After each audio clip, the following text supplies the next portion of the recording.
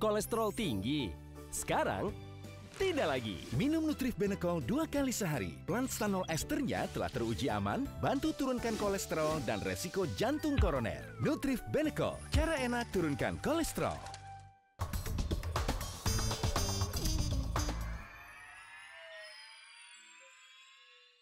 Dipersembahkan oleh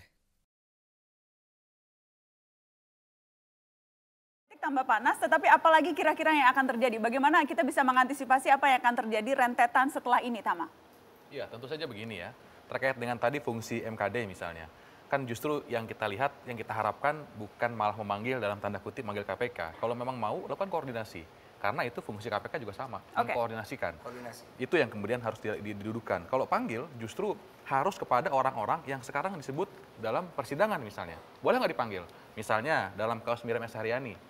Siapa yang perlu dipanggil?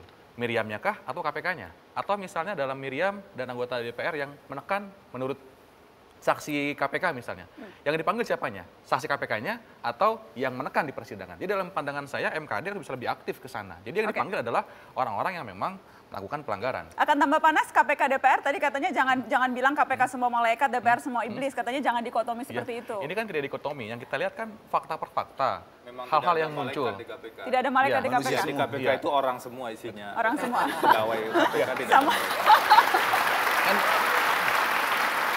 sebetulnya yang bikin runcing, ini kan sebetulnya bukan soal bukan soal KPK-nya melakukan penindakan, tetapi ketika ada proses hukum, yang ini yang dicoba diselesaikan dengan proses politik atau dicampuri proses politik. Misalnya, kayak tadi misalnya, Miriam S. Haryani, dia ditekan di persidangan. Ini mau lewat sidangnya, mau dijalankan. Jadi DPR cukup nonton sebetulnya persidangan, oh betul tidak. Tidak perlu kemudian manggil orang harus ke MKD. Ini dipersembahkan oleh